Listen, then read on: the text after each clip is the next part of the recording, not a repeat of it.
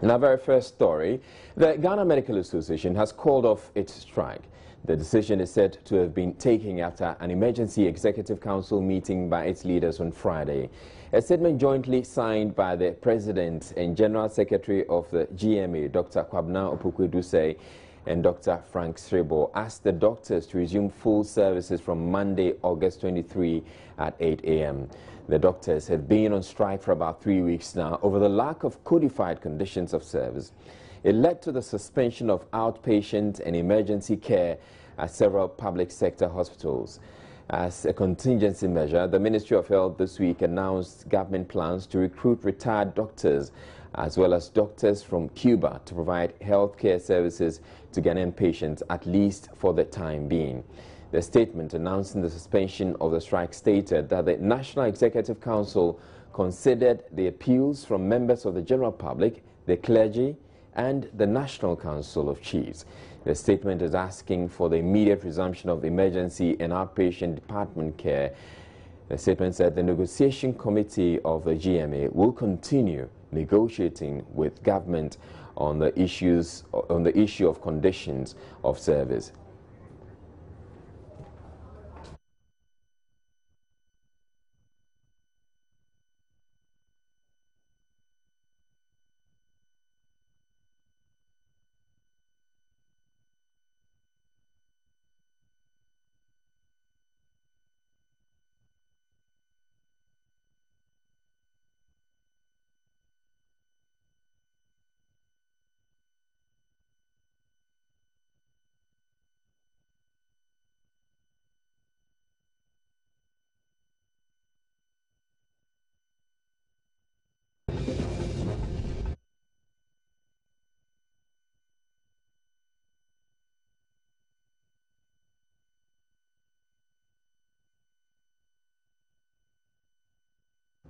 Now, Chairman of the Coalition of Health NGOs, Gideon Benanku, has welcomed the suspension of the doctor strike, calling on government to urgently address the doctors' issues once and for all.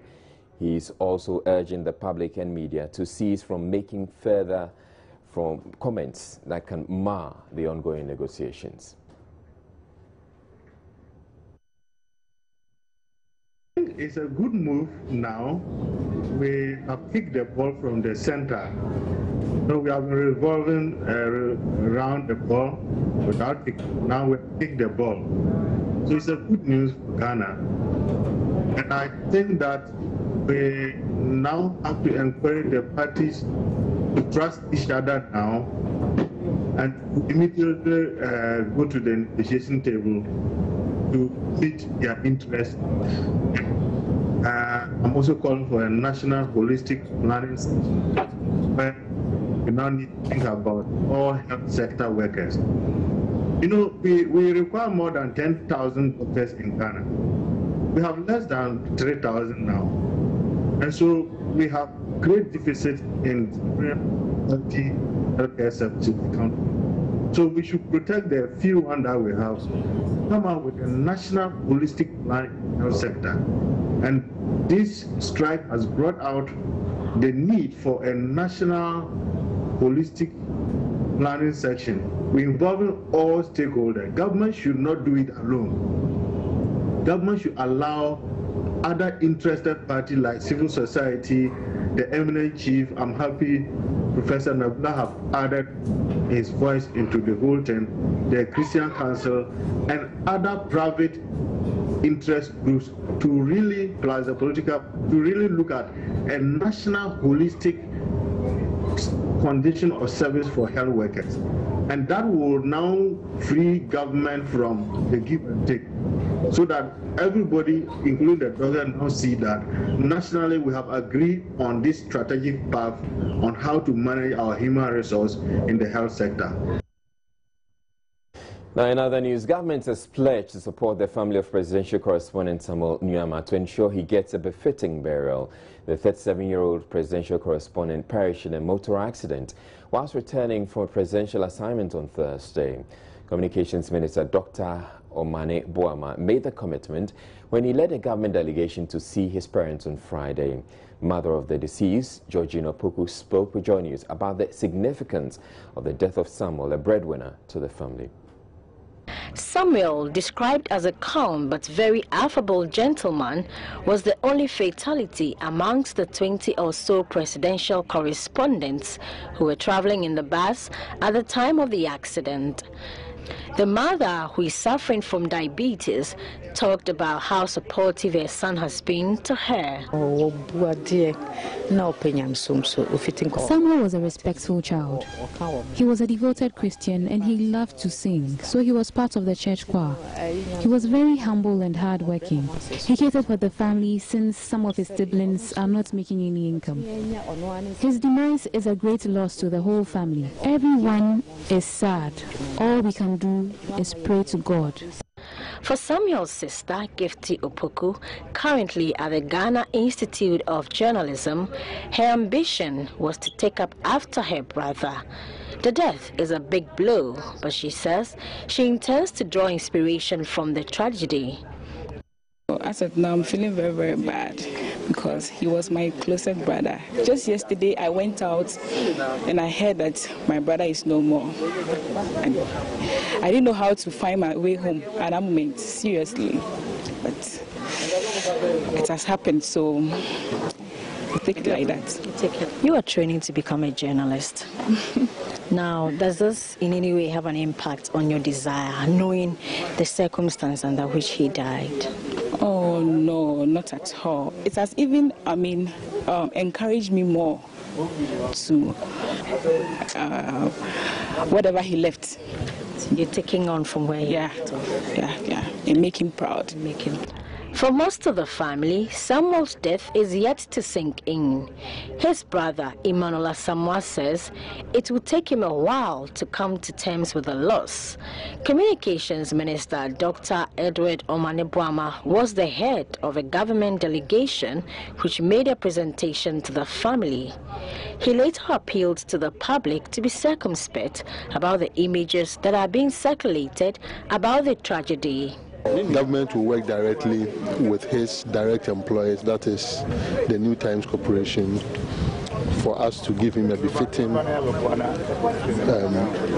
burial and funeral ceremony, and beyond that, whatever entitlements that are due, we will ensure that that is followed through. We just want to appeal to the general public to be mindful of the images that they are circulating.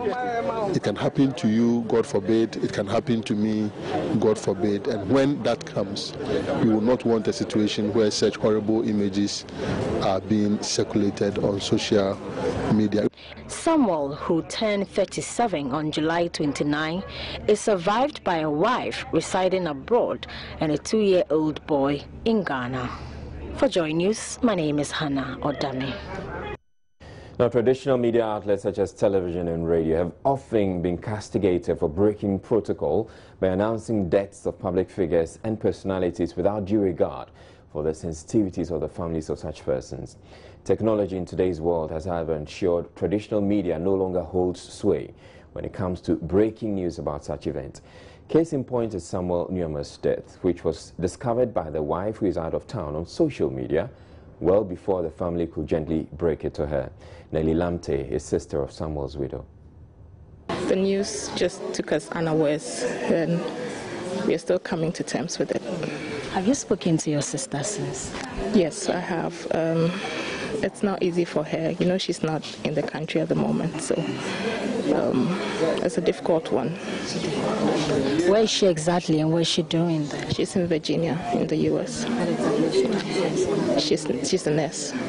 What did she tell you was her immediate reaction to the death of his sweet husband? You know, surprisingly, she saw it on the social media. Before the family even told her? Yeah.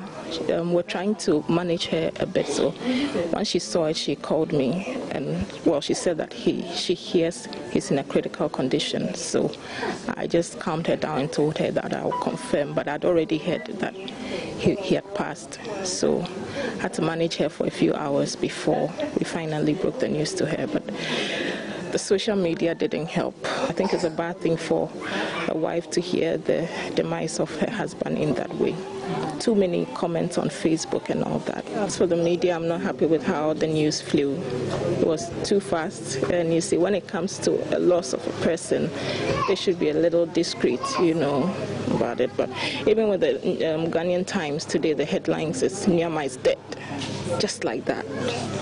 Nyama is dead. Okay, well, probably it's to stir up curiosity to find out who Nyama is, but because I'm related to him, I see it and I go like, oh, that's too sharp. Nyama is dead. A softer tone would do.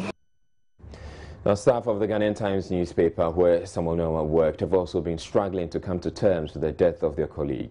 And Odame earlier visited the newsroom and reports it's been a slow news day. It's a working morning, and Samuel Nyama, if he was with us today, would have been sitting here because this is his seat in the newsroom at the New Times Corporation. But unfortunately, yesterday, he lost his life whilst traveling from the Volta region to Accra. These are his documents. These seats will remain empty. His news editor, Matthew Apple, who closely worked with him and sat so close to him, is shattered at the loss. How are you, sir? Certainly not fine. Yeah. How are you dealing with this loss? It's difficult to comprehend. It's difficult to accept. It's shocking. But, well, we don't have the authority to question what God has done. So we are trying to cope with the situation. But the whole night, I didn't sleep. I can't just imagine how. Oh, no. It's not the best. Norma has been a good friend. We started GNJ last year doing our top-up, and we are about to go to school, and he has left us, so it's a big blow. I think his death should bring us together, and we should fight a common cause. We should work hard and do best for Mother Ghana. How do you feel about this loss? Well, when I heard the news yesterday, it was like a big blow or a slap in my face, because for this short period I've known him, he likes to do his work and he has no problem with anyone. So how have you been able to put yourself together this morning to work? Even actually, I didn't even feel like coming to work because I was really weak this morning. I had to put myself together, just leave everything to God and then come to work. It's going to be difficult, very difficult. We just have to move on, you understand? He is gone. Just have to make sure that we do the right thing in life, be good to each other. The Ink fraternity has indeed lost a gem. Hannah Odame for Joy News. Well, the journalist who put together the article about Samuel's demise for the newspaper, Ian Mote, is calling for an investigation into how the presidential press corps ended up in the vehicle which crashed. The problem is that the circumstances surrounding this death must be investigated. The vehicle that they traveled in from Ho to here, they are starting to be corrected. But from all my investigation is that it was not part of the presidential convoy, and that it was hired from a transport union in Ho, and the vehicle was forced into the presidential convoy. Nobody tested the tie, nobody tested the car. It came and he had that unfortunate accident. The driver is not a presidential convoy driver. Nyama is gone. It can happen to you, it can happen to me. Nobody knows when it will happen to me. But these are some of the things we have to avoid. So I'm calling for an investigation into this matter. That who hired that vehicle? How come that a hired vehicle from a union joined a presidential convoy carrying the press? It's a matter that should be investigated, and whoever is responsible must be brought to book. Now, Joy News has learned the journalist who traveled the president to Ho in the Volta region on Thursday had two close shaves before the accident that killed one of them. Ghanaian Times reporter Samuel Nyama died in the accident and several of his colleagues sustained various degrees of injuries. Joy News' Fred Smith was at the 37 Military Hospital Friday morning to hear firsthand the horrific encounter of some of the survivors. Two female journalists, TV Africa's Mausi Bogla and Ghana Television's Pascaline Adedevo, were on the bus. After our program in Ho, the media bus took the lead. The convoy was behind. So we got around Shire Hills. I don't know the particular place, but when we got there, my phone was on charge. I decided to pick my phone and then write my stories and send. All of a sudden, I heard boom and the driver veered toward the bush. The car somersaulted over and over again and then landed. I was lucky I was in a seatbelt, so I wasn't out of the car. We landed in some muddy water, I don't know, very dirty water. I actually just heard a burst. You know, there was this loud sound and I knew it was a tire, but that is all I can remember. The next moment I saw myself sitting on the floor, on the ground, and then we were transferred to Michelle Camp, where we were giving some first aid, and then the helicopter brought us here. I can't really remember anything that happened.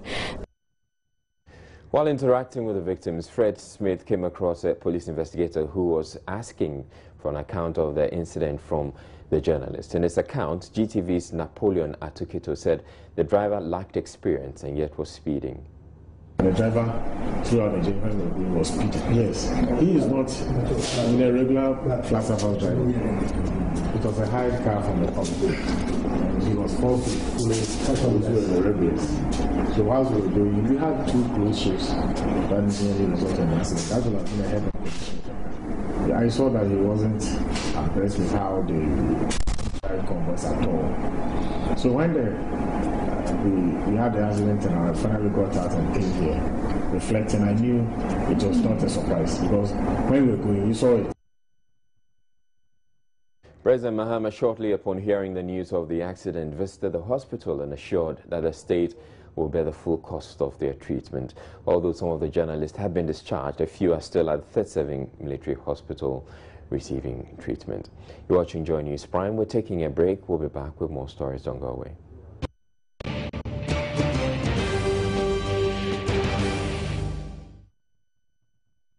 An Accra High Court on Friday heard argument from the Attorney General why the recent sentencing of the self-confessed presidential assassin wannabe should be set aside. Charles Entry is currently serving his 10-year jail term for illegal possession of a weapon after he was arrested with a gun at the church where President Mahama worships. There have been several criticisms of the ruling, with many citing comments made by Charles Entry they say suggest he's not mentally sound. Yvonne Atakra, who led the AG's team, told the court the state is seeking a retrial. Charles Entry, days after his arrest at the Ringway Assemblies of God Church in Accra, where the president usually worships, had appeared in court on the charge of illegal possession of a weapon. On that first appearance, he told the court how he had acquired the gun with which he had planned to assassinate President Mahama. He explained he intended to kill the president because he had usurped the presidency, which he claimed was rightfully his. Charles Entry continued to pursue those claims even after he was sentenced and was on his way to jail.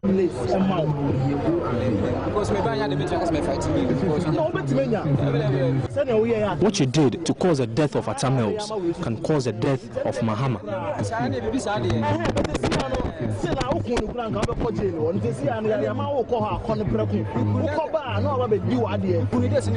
No, that is not possible.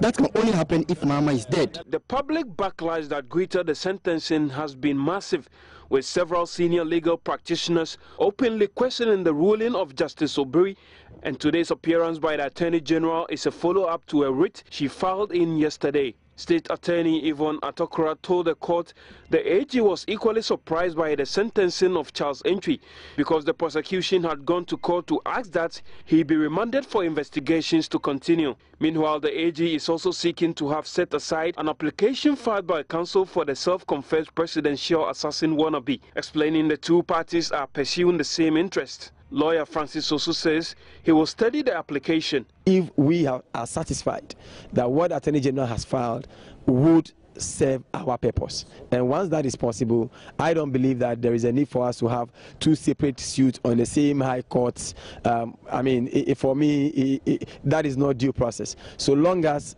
there is a process which will give a desired end, we are for that process. So by Monday, after studying this? After studying the affidavit in opposition, we will get to advise ourselves whether we should simply withdraw the certiorari application or we should still go ahead and pursue it.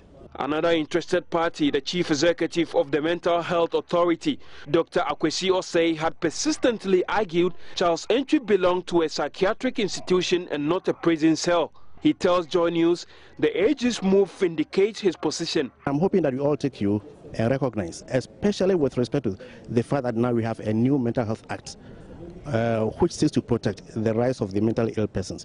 You recognize all along we've abused the rights of mentally ill persons. Once you recognize that you say you are mentally ill, we don't even want to give you hearing.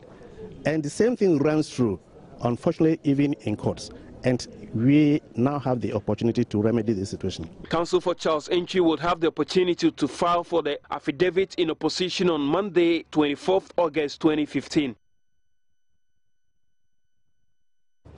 Elsewhere, the man from Divisional Police Command is set to start motorbike patrols in the area to curb the rampant robbery attacks on residents there. The latest initiative follows yet another robbery incident on Friday dawn in which a 17-year-old girl sustained serious machete wounds. The victim is currently in a critical condition in hospital, and the police have launched an investigation into the incident. According to the family of the victim, the incident happened when the victim was sent by her grandmother to the Kaswa New Market to purchase some foodstuff for her grandmother's eatery. The grandmother, who was playing the bodyguard role, fully aware of the spate of robberies, returned at some point, convinced she would be safe. Niama Okain is head of the Okain family. After 5 o'clock, getting to 6, and then my wife called me that she sent her granddaughter to purchase some foodstuffs. So she lead her to Pentecost Church, ran about, and then she just coming back. For some few minutes, just heard a gunshot back by. So they said they have shot somebody. So she went back to the scene and then saw that the granddaughter was lying there in the cold blood. So they rushed him to Amafro Hospital. How critical is her condition? Very, very serious. It's a very severe thing because the 3 of the vein has been caught. So they said they have to send it to 37 military hospital for plastic surgery. This is the second robbery attack this week and the third in 2 months at Amanfrom. With the incessant attacks on the residents becoming a worry, the Divisional Commander of the Ghana Police Service, ASP Isaac Kwe, tells Joy News his outfit will do all it can to bring the situation under control. So far, placed most of our four patrol cars within the catchment areas. We're also trying to bring in a motorbike patrol team, which will be faster than the cars that we are using because of the nature of the road. I think the motor will be very, very fast and more convenient. What we'll do is today, actually, because of the intensive nature of the robbery within a month from Top Town and then American Farm areas, Kalabule, we have put 1 patrol car at Kalabule, 2 at Top Town, that is Top Town American Farm, the 1 at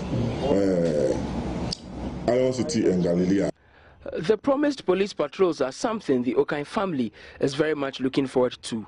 In the meantime, the head of the family and grandfather of the victim says the traditional authorities will form a watchdog committee to help the police. Now the police should increase their patrol, and we the chiefs and elders of this place also, now we have to form a vigilante group or this watchdog committee so that we can help the police to protect this crime. Is this something you would want to do? We want to do it. As far as it is rampant, we have to do something to help the police. For Joy News, Derek Ekosam, Amanfrom. Political parties in the country have up to September 22 to declare their stance on whether or not the country should consider replacing the current voters register. This follows persistent calls by the opposition MPP for a new voters roll ahead of election 2016 due to what they described as the bloated nature of the current one. Chairman of the Electoral Commission, Charlotte Osei, in an interaction with the media, says the commission, following the calls by the opposition MPP, is calling on all other political parties in the country to put forward their positions on whether or not the register should be replaced. As you're well aware, it's been in the media that the New Patriotic Party has made a request to the commission to urgently consider the case for a new voters register. We have acknowledged receipt of the request from the New Patriotic Party, but we have also called upon all the other parties to give us their position on what they think, how they think the issue should be managed. Basically, there are parties that believe that the register is in okay shape. There are other parties who have also indicated earlier that they want the register either cleaned up or audited. And so we have given all the parties until the 22nd of September 2015 to give very detailed positions on what their position is on the register. If you want us to clean up the register or to audit it, then you need to specifically tell us the process you want us to use in doing that. Beyond that, we're also calling on civic society organizations, people who believe that they have technical expertise, to kindly let us also have their presentations. And after the 22nd of September, we will announce a date where we would have a stakeholders workshop, and together we can all engage on the register and all come to a conclusion. If, of course, at the workshop we're unable to come to a conclusion, the Electoral Commission will take a position based on the presentations that were made at the workshop. And again, all the political parties welcomed the suggestion, and they have made it clear that they'll be submitting their input to the Electoral Commission. The New Patriotic Party has meanwhile welcomed the move by the Electoral Commission, saying it will enable the Inter-Party Advisory Council Committee build consensus on the issue. They are making some good points, so we just want to build some more consensus, some more dialogue. As I said, they are allowing other political parties to also present their views on what we have said, and then we will go into retreat very soon because we know time is of essence, and then we will try and reach some accommodation. So when are you likely to meet again? 23rd of September. But it's interesting, the outcome of your investigations, talking about more than 76,000 Togolese on the register, the MDC has rubbished those claims, saying that... I don't think so. Everybody, any patriot, any well-meaning Ghanaian who cares about the fish, they can't do just politicking. That is what I call populist politics. And I don't think they have custody of foul language. And I've cautioned and told our colleagues that we mean what we say. We have presented a case to the EC. The NDC is not the EC. Why are they trying to speak for the EC? Are they the regulator? They are not. They are a political party player. They should convey their views to the Electoral Commission, and we can meet and discuss that. So they have no business rubbishing anything. That is a complete lack of decorum and respect. Chairman of the National Democratic Congress, Kofi Potofie, however, says calls to replace the register, though realistic, will not be in the interest of the party, taking into consideration the costs involved. It's a democratic process. Our views are going to be heard. Our views are going to be articulated distinctly. You see what I'm saying? And if in the process some other views way better and they offer the nation a better option, why don't we accept it? Do you get what I'm saying? Yes. Reviewing a voters register, compiling a new voters register. You remember, the review has been on. You see what I'm saying? We have together in this room agreed the EC with a sponge over 158,000 names from the register. So if some more names have to be expunged, why not? You see, but we must always be thinking about our country, our economy, what it takes to build a register.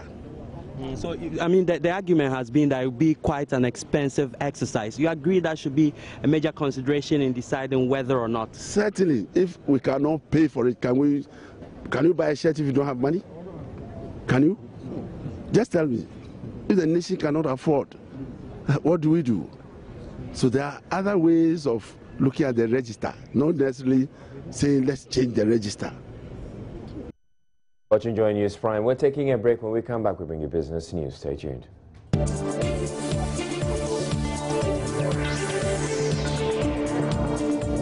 Time to do some business. My name is Eton Amse. It is still unclear whether the single window scheme government intends implementing at the ports would be implemented from next month. This is because the Human Rights Court today adjourned to next Wednesday hearing on the case against government's decision to engage West Blue in the scheme. The case was thrown out on July 31, but the clearing agent in Tema who took the matter to court filed a repeat application which was heard today. The court, however, adjourned the case to next Wednesday to ensure the plaintiff is properly served a fresh affidavit filed by the Attorney General. Apenyo Markings is lawyer for the plaintiff. We have confidence in the judiciary. We have put forward our case. All right, there are a lot of surprises. There are a lot of interesting things coming up. You know, this is the second application we have filed, which is a repeat application. Previously, the respondent has said certain documents never existed, and as you may recall, the judge had said we are taking a step too early in the day. Now we are also being told that the horses are bolted. We are late in closing the staple. So we are it's an interesting development, but we have every confidence in the judiciary. We have put forward our case. We have our confidence in whatever that we've done. We are approaching this case in all good faith, and it's also to reassure the investing public and every Ghanaian that it doesn't matter the weight of the state. Justice is justice. Fairness is fairness. And that if you do your case, it doesn't matter your size, or it doesn't matter the might of the state.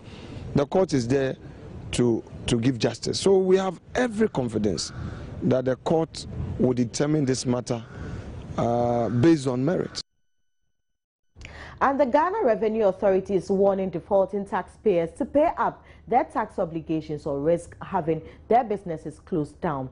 Chief Revenue Officer Theophilus Gaskin made this known during a distress action by the Special Revenue Mobilization Task Force to some defaulting taxpayers in the country. The task force closed the Margins ID Systems Company, which purportedly owes the state some 2,095,000 cedis. This represents unpaid VAT returns from July 2013 to date.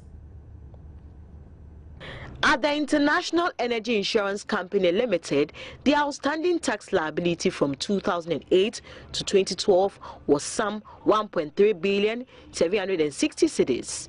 The office complex was eventually closed down. Managers at the aviation handling services were able to negotiate with tax officials. In a matter of an hour, they paid up their tax obligations of some 660,000 cedis. Officials of the Wisconsin University College, the last place to be visited, have signed an undertaking to pay up 50% of a tax obligation of 609,000 cedis by Monday, 24th August 2015. Chief Revenue Officer of the Ghana Revenue Authority and Director of the Special Task Force, Theophilus Gaskin, is hopeful that debt collection would lead to a great increase in revenue mobilization for the year. He indicated the task force has already mobilized more than 12 million Ghana cedi in the past 2 weeks since it began its operations. Now, the Bank of Ghana has blacklisted some 10 microfinance institutions as unlicensed. This includes fund clubs and associations which the central bank says have also become illegal avenues for deposit mobilization. The bank, at a news conference in Accra, warned the general public against doing business with these institutions. The conference follows the proliferation of unlicensed microfinance institutions across the country. The 10 blacklisted institutions include Perfect Edge Group in Sunyani, whose customers recently took to the streets to demonstrate against the company's inability to pay out returns. God is love, little drops, buoyant investments. Perfect Edge has written to us with documentation that they are sorry they did the illegal thing. We have asked for submission of the list of depositors. an undertaking that they will pay depositors money, and when they have submitted all the legal documents, FIC will start the process to get the courts to defreeze the accounts and customers will be paid. Let me say that at this point, our prime objective is to get customers get their money. We are not talking about those interests of 70% and 80% because they don't have money to pay that. The central bank also announced plans to prosecute media houses that promote activities of these unlicensed institutions. According to the bank, the media has a critical role to play in its clampdown on illegal microfinance operations in the country. We also have a responsibility, if we are advertising something, to be sure of what we are advertising. Because if somebody says he's paying 70% interest, and you as a radio station, you don't find out whether the person even is legal, whether the person can pay, and you advertise, for me, you are aiding and abetting. The Africa Center for Energy Policy, ASEP, is worried Ghana could lose an amount of $100 million, which has been piled in an escrow account by the GNPC as guarantee to facilitate the provision of emergency power to Turkish company Kapower. This, according to ASEP, is because the ECG, which the GNPC is standing surety for, has a track record of defaulting in payments. Executive Director of ASEP, Mohammed Amin Adam, tells Joy Business Kapower should be made to also have an escrow since GNPC would be supplying them gas. $100 million they are putting in an escrow for car power. It is not their core business. This is the business of ECG to guarantee that they will pay for the power that car power will be bringing. I don't see what benefit they will get. They are saying because they are going to sell gas to car power. But the fact that you're selling gas to car power should have even required the car power to also have an escrow so that if they also default in paying for the gas, you can fall on the escrow. But you know the condition ECG finds itself. ECG doesn't have a good record as far as paying for power it consumes, which means that the risk of default is very high, which means that the money they are putting in there is likely to go. He is also demanding the publication of the reserve accounts of GNPC to enable stakeholders track the use of revenues that would be derived. Published their audited accounts, more of a financial audit. We didn't include reserve audit. And in view of the fact that we are interested in knowing how much reserves we have, what is GNPC's share of the reserves, it would have been better for them to also conduct a reserve audit so that we will know the benefit of Ghana's total share of reserves and what we expect from that reserves in production volumes to project the revenues that we will be getting. Mohammed Amin Adam is the Executive Director of the Africa Center for Energy Policy, ASEP. That'll be it for business. My name is Eton Amse. Many thanks for your time. Kwame Jumo is next with sports. Please stay.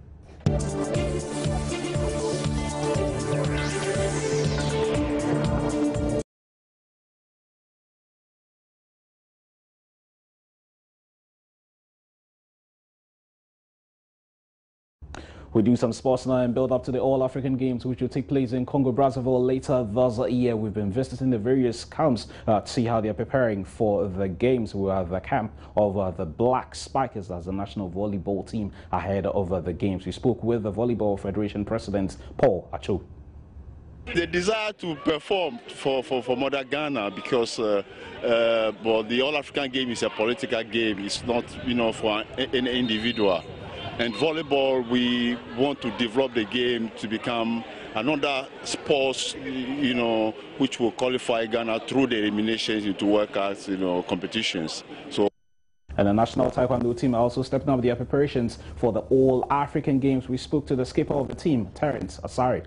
If it is like a national event that let's say the All-African Games, well, they will give you a therapist when you are going. Okay, Ghana National Medical Team, now they are coming up with a scheme that says, okay, we're going to take care of the national players, prepare them, check them physically and mentally before any competition. So I think it's a good step on the government side. Yes, I mean, they're doing their best. Now taekwondo or now sports for the combat arts, it's far better as compared to then.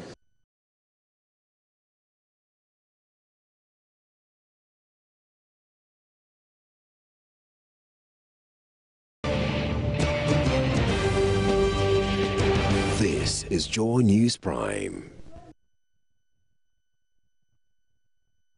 Before we end the bulletin, we bring you a recap of our top stories. The Ghana Medical Association has called off a strike by doctors which has crippled healthcare at the country's public health facilities in the last 3 weeks. Government has pledged to support the family of Samuel Nyama, the presidential correspondent who died in the tragic motor accident yesterday in the line of duty. We also heard from the family of the deceased and had news about the tragedy reached the wife via social media before they could gently break it to her. And the Attorney General's Department is putting an appearance in its bid to set aside a 10-year jail sentence recently handed child entry, the self-confessed presidential assassin wannabe. That's it for the bulletin. My name is Israel. Thank you very much for watching. Have a great weekend.